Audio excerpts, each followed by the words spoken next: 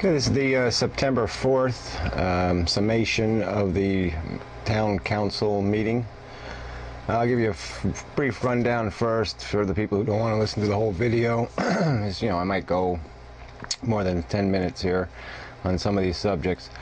So anyway, the meeting started with a redo of the conservation easement deal that they've made with the DoNotGod fields, or applied for, so they can build a tennis court. And so, yeah, technically the county or the state gets more land and better land, but you know, it's to accommodate a guy who wants to build a tennis court. There was also discussion about a state Department of Environmental Protection trust, where the town will be able to borrow money for wastewater type projects, and they get to borrow at a pretty low interest rate. It's actually a very low rate, and then it's cut in half. So for the period of the loan, for the 20-year length of the loan. And so, you know, it seems like a pretty good deal. They do have to file some extra paperwork. It wasn't too clear exactly what, you know, how much the cost would be in the extra paperwork, but the end result is probably a good deal. There was a good deal of discussion about St. Joseph's Church, which is asking for a use variance on the sewage plant permit. It's basically exchanging different categories of use on the property so they can do a nursery school thing. So it's a little bit some weird details involved there. Then there was some discussion about the parking around the center of town, around the historic district. You know, they're going to change some of the hours and who can park where for how long and all that stuff. The town has a new contractor for its sludge, and it's about 20% cheaper apparently. They've awarded a contract for the water infiltration into the sewage system, you know, to clean up some of that. I guess I can't remember the exact percentages, but it's like 6% of the 30% they've checked, or whatever it is. So it's you know, I'd say maybe it's a quarter of the problem. So it's about $220,000. Then there was some discussion of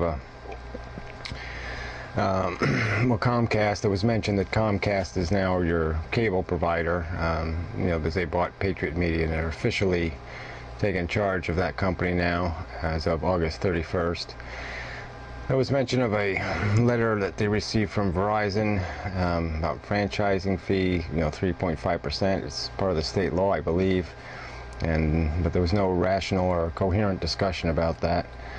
Apparently, the liquor licenses for the Black Horse Inn and McKinsey's are going to change hands, so I assume that you know, Anthony Knapp has sold the business or something like that. Then there was some talk. Somebody in the public mentioned the police contract talks, and they're apparently in binding arbitration now. So I don't know what the issues are. We never get to know any of that stuff until after it's all done. Okay, so let's go into this in a little more detail. I won't bother with the DoNotGod thing. Just, you know, I went over that in the last meeting. You know, on the break they get from the state on the financing of sewage projects.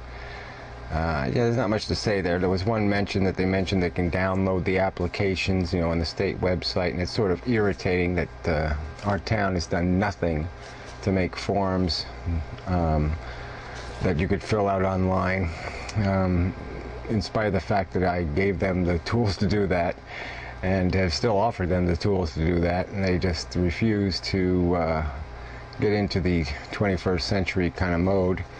And so it's just kind of irritating when they talk about the conveniences that the state or other towns might be providing, and this town just couldn't give a damn to provide, even though it would cost them nothing. All right, so on to the St. Joseph thing. Now this is a very messed up issue. I mean, in the first place, all the council members apparently are, you know, I don't know, 4 out of the 5 that were present at this meeting are all members of the church. And you know, so that really does create a you know, conflict of interest. And they basically just wash that conflict of interest away by just saying, you know, necessity. You know, they have to have a meeting and they have to decide on things, and so it's just too bad. So anyway, I can't even say technically, I mean, there was no facts provided that you could really tell what the real outcome of this deal they're making is. I mean, they say they're not going to let residents that are living in some building now aren't going to be living in that building anymore. And so they're going to exchange that for some 11 to 18 pre-kindergarten students to use one of the buildings that has been used for meetings as a kindergarten.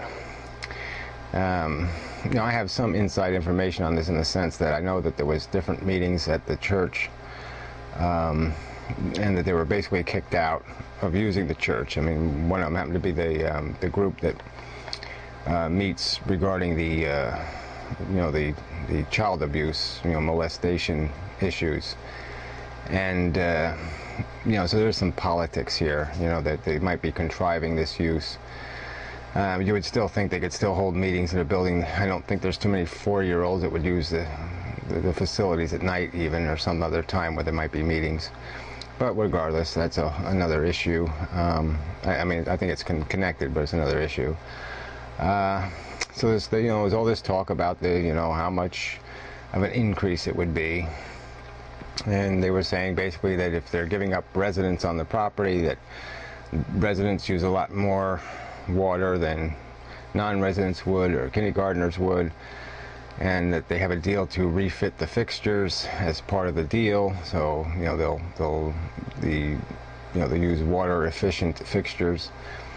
And basically there's a provision in the local ordinances that basically requires there to be some kind of public good that's served by any one of the, you know, for a variance to be granted.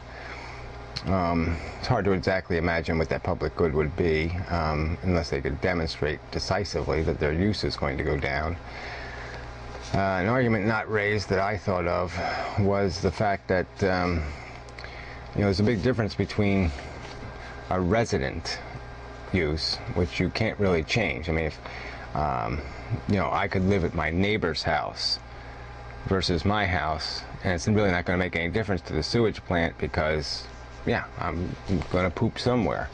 And the point is that the school attracts people from out of town, and so these, you know, this nursery school might be heavily populated with children from another town. So obviously they're going to be doing their wasting here in our town rather than in their own town. And so that is, you know, an issue that wasn't brought up. So anyway, I really don't have any, I can't, you know, say one way or another whether this is a good or a bad idea. The bottom line, the council, who were all members of the church, passed a resolution granting, I presume, this variance. I mean, they passed a resolution. I didn't read the resolution, but that's apparently what's happened. All right, anyway, so then now to the parking issues. I don't really have details either. You know, some of this stuff gets so boring. I mean, I don't know what part of the municipal parking lot and the St. Joseph's parking lot, which is connected to it, you know, how they're going to reallocate these spaces. I've suggested in the past, you know, when they were going to talk about spending $100,000 to fix the stupid little garden there, you know, a garden right in the center of town, the noisiest place in town. It's kind of a dumb place for a garden. You know, that they could gain a lot of parking spaces, you know, at least a dozen, I would say, maybe a lot more. Not a lot, but, you know, I mean, maybe 12 to 24 spaces by getting rid of that garden. I mean, really don't, you know, it's not the best place for a garden. There's better locations in town to have a nice garden. Someplace peaceful, people could read a book, and no one's going to go to that garden to read a book. So anyway, so I don't know all the stuff. The Whitsack, Councilman Whitsack did bring up some stuff from, you know, like 10 years ago, that they changed things because there was too many accidents, and so apparently the change they're making back to again is going to somehow maybe possibly recreate that circumstance where there might be more accidents. But, you know, we don't have statistics. I mean, you know, I'm getting the police log reports. You don't get any real, you know. Apparently, we don't have any accidents in this town, which is nice. But you know, in the 5 months of those logs I've got so far, they really don't tell you which streets accidents are on in an explicit way. And I don't know whether they report all of them anyway. I mean, it just, you know, I happen to know people that have hit deer, and you know, maybe they wasn't reported, but whatever. I mean, you know, you hear the whistle go off, and you know, it goes off like every day, and there certainly aren't any incident reports. So unless the cops are going to tell me that no one shows up for those alarms, you know, well, whatever. It's a whole nother issue.